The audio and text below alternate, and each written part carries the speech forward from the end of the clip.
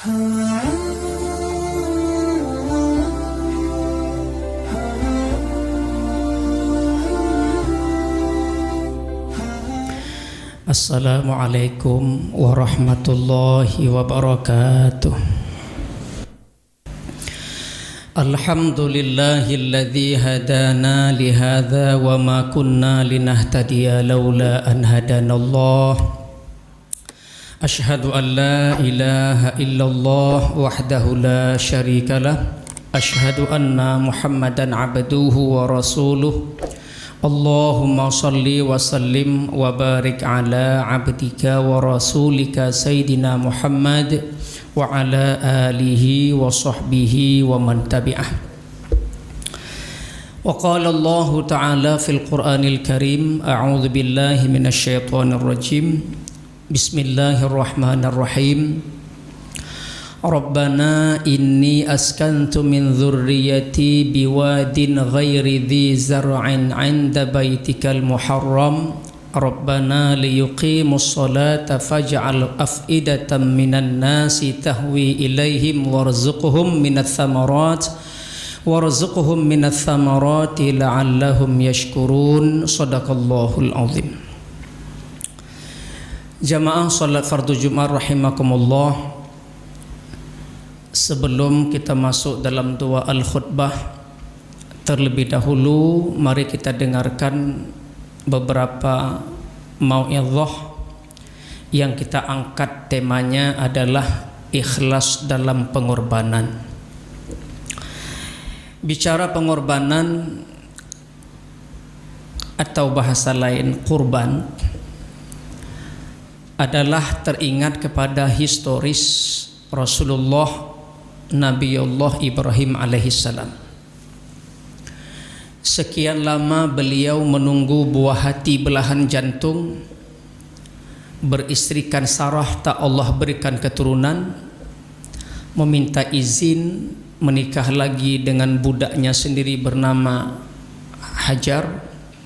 Diizinkan, lewat rahim Hajarlah Allah menganugerahkan seorang anak bernama Ismail.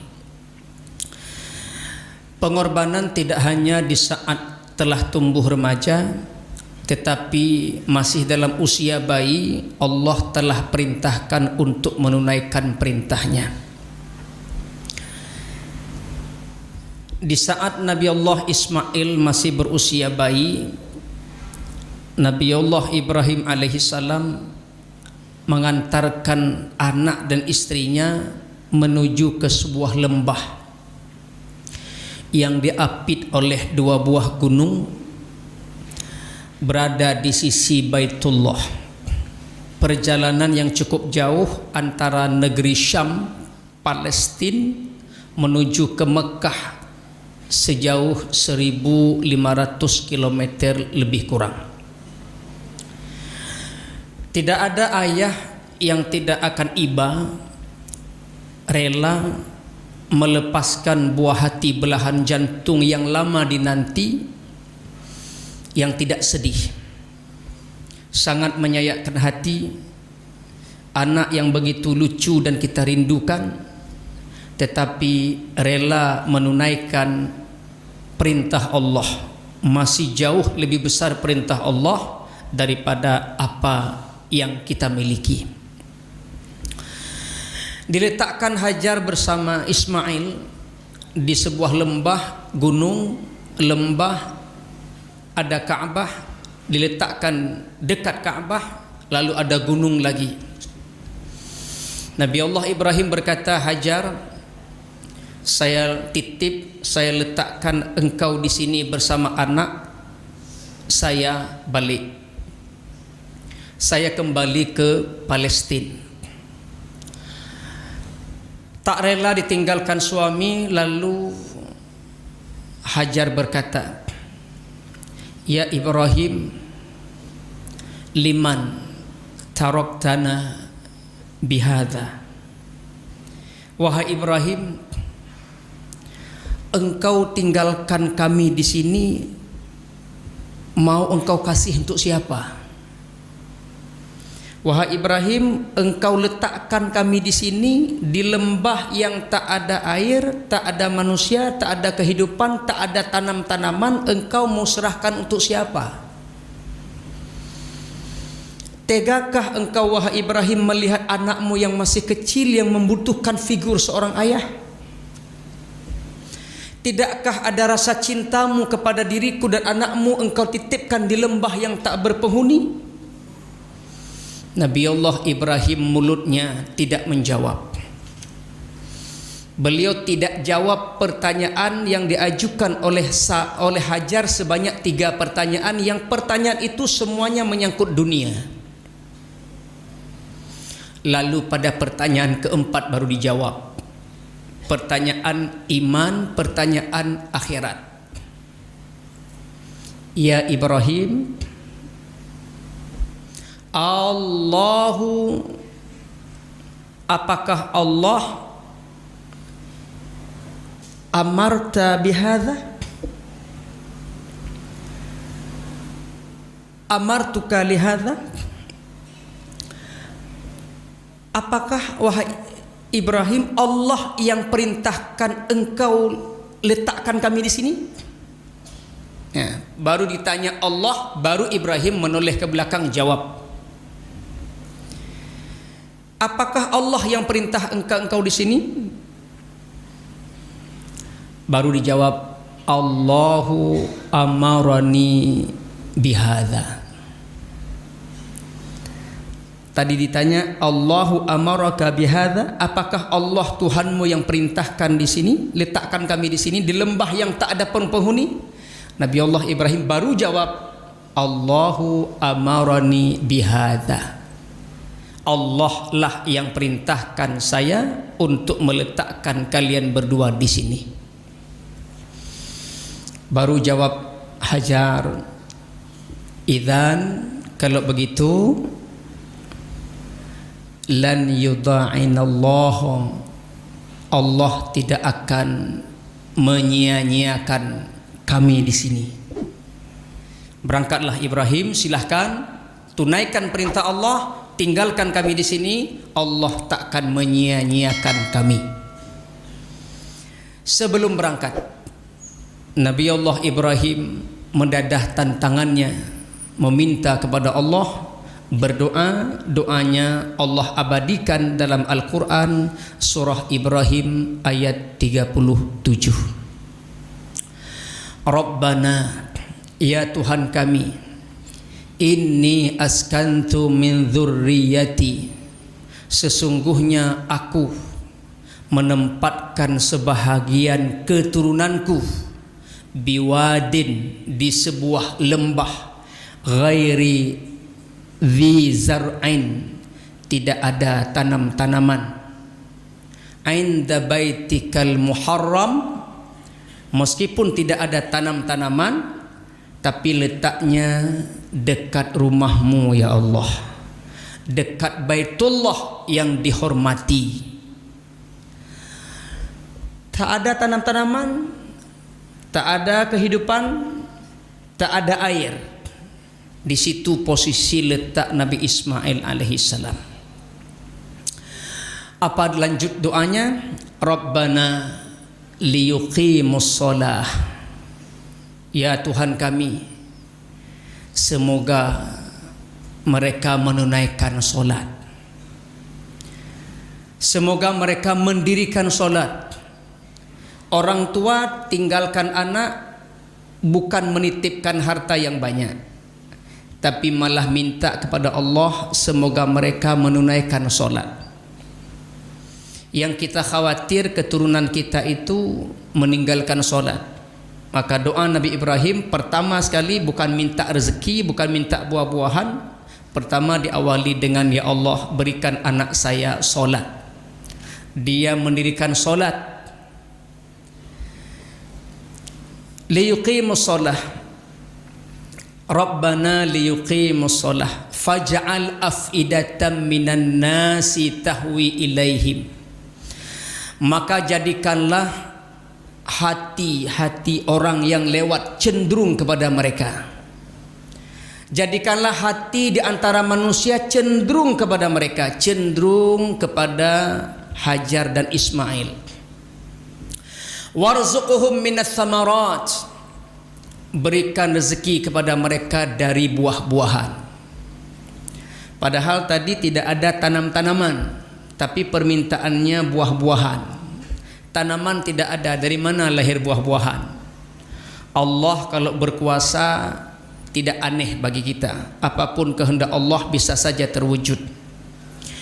Maryam alaihissalam yang dirawat oleh Nabi Allah Zakaria, kerjanya bukan PNS, bukan kontraktor, bukan konsultan, tapi kerja Maryam adalah ibadah. Wajada indaha rizqan, di sisinya sudah ada rezeki, kerjanya ibadah. Maka Nabi Allah Zakaria heran, ya Maryam anna laki hadha, wahai Maryam ini dari mana? Qalat, kata Maryam, huwa min indillah, ini dari Allah Ta'ala. Kalau Allah berkehendak, Allah hantarkan rezeki. Begitu juga yakin Nabi Allah Ibrahim kepada Allah Ta'ala, Allah berikan buah-buahan, la'allahum yashkurun, semoga mereka bersyukur. Kalau bukan hati yang ikhlas, tak akan mungkin bisa dilakukan sebagaimana yang Nabi Allah Ibrahim lakukan. Rela berkorban lillahi ta'ala, menunaikan perintah Allah. Harta yang paling berharga, sekian tahun dia tunggu, buah hati belahan jantung, harus meletakkan di tengah lembah yang tak ada manusia, yang ada binatang buas. Hidup belum tentu, mati sudah pasti. Tapi lillahi ta'ala, ikhlas menyerahkan kepada Allah Ta'ala. Harta yang dimiliki, pengorbanan yang cukup ikhlas. Jamaah yang berbahagia muliakan Allah, lalu apa definisi ikhlas itu sendiri? Di dalam Al-Quran surah An-Nahlu ayat 66, itulah makna ikhlas. Ikhlas dari kata khalasa, kha lam sad, artinya murni.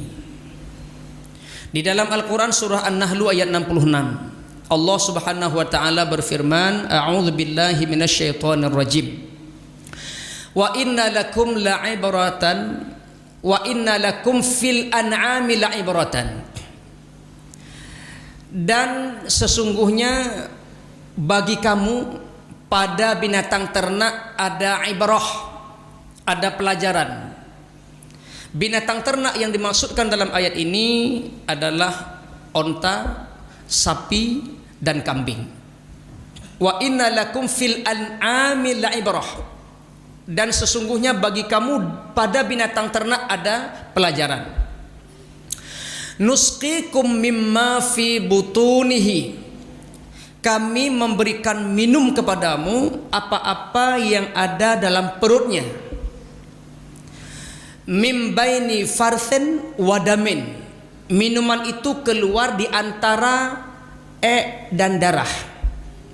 Minuman itu keluar di antara kotoran dan darah. Farthin wadamin. Minuman apa itu? Labanan khalisah, susu murni. Labanan, susu, khalisah, murni. Kalau seandainya binatang itu kulitnya transparan, tembus pandang, perjalanan susu yang keluar di antara kotoran dan darah, mungkin kita tidak akan mau minum. Maka gebaluk oleh Allah Ta'ala, hana lemah kiban perjalanan susu di antara kotoran dan darah. Disitulah mengalirnya susu. Seekor sapi setelah kita peras susunya, lalu kita sembelih, susu yang murni itu apabila bercampur setetes katakanlah kotoran, susu itu dari putih berubah menjadi hijau oleh karena tumpah setetes kotorannya. Lalu diserahkan kepada kita, kita pasti menolak. Susunya putihnya pakan ka warna hijau. Hijau leurung silumo ruek saboh titik. Tak kini tanya cok pulang nijik kerona. Atau susu yang murni itu tumpah setetes darah, dari warna yang murni putih lalu berubah menjadi merah. Lalu kita tanya, apakah susu ini bercampur dengan sirup? Tidak. tadi setetes darah tumpah, maaf saya tak minum lagi. Atau tumpah setetes air seni kencingnya sapi sehingga berubah bau dari wangi menjadi pesing, becung. Takun pakan meno besusu. Itu ut menoro ingat sabuh titip. Maaf, silakan ambil balik, saya tak butuh. Begitulah ibrah. Amal ibadah kita, Allah tidak akan menerima amal ibadah kita bila bercampur dengan syirik dan ria walau setetes. Allah hanya terima amal ibadah bila menjampu syirik dan ria walau bacut sekalipun. Allah tak akan terima. Itulah ikhlas. Jamaah yang dimuliakan Allah Ta'ala, sekian banyak amal ibadah kita, berapa persen yang ikhlas? Tiap tahun kita berkurban, berapa persen yang ikhlas? Allah tidak melihat besar kecilnya harta yang kita korbankan, tapi Allah melihat pada keikhlasan hati kita. Sebagaimana seorang wanita pezina diceritakan oleh Rasulullah dalam hadisnya, Imam Bukhari meriwayatkan, seorang wanita pulang dari kerja zina. Zinanya tidak tanggung-tanggung, banyak laki-laki dia layani, bukan satu dua orang, puluhan laki-laki dia berzina. Pada suatu malam atau pada suatu hari pulang dari kerjanya, dia melihat ada seekor anjing mengulurkan lidahnya sedang kehausan di bawah terik matahari yang panas. Dia ambil terompah wanita pezina ini, sandal atau sepatulah, dia turun, bukan menimba di atas, tapi turun. Nyawa dia korbankan.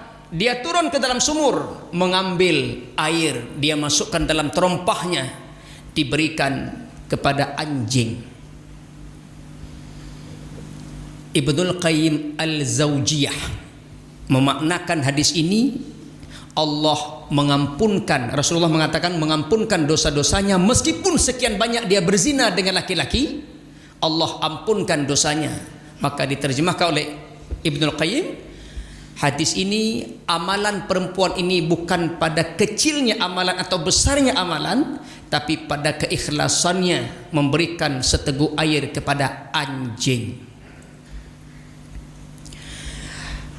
Apakah perempuan ini ikhlas?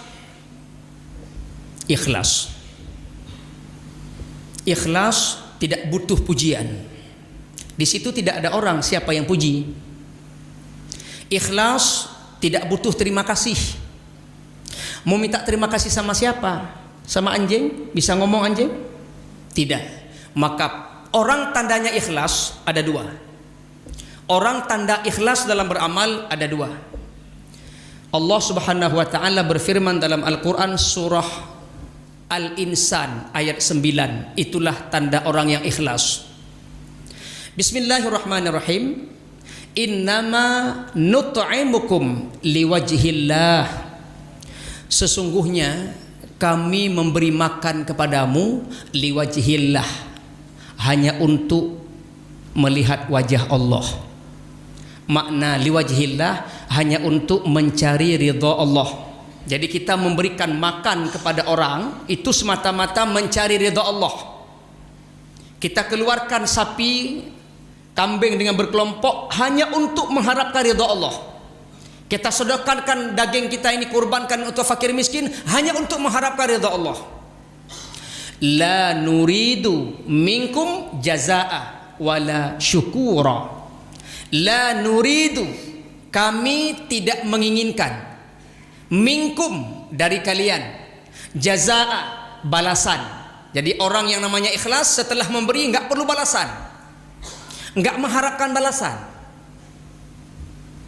Lagi urun tapakat ya ajak kupingon. Nyan baik na rencana singah laki balah. Munyo memang traktir ngon ya ajak kupi lillahi taala, liwajhillah. Tidak ada harapan orangnya kubi kekah ngah bigelung, tidak ada balasan itu. Wala syukura, tidak perlu ucap terima kasih. Jadi jangan menunggu terima kasih orang, enggak perlu. Itu namanya ikhlas. Dan kita sering ini menuduh orang, setelah kita beri kita tuduh. Kah lekubi jangankan kabalah berterima kasih hendak tahu. kah lu bi beangan taballah terima kasih kada oh sekun macun ramedeh kah nak kaballah kau terima kasih lah macun. Itu namanya tidak ikhlas. Jadi orang yang ikhlas itu dua, jazaa tidak mengharapkan balasan, wala syukura dan tidak mengharapkan terima kasih.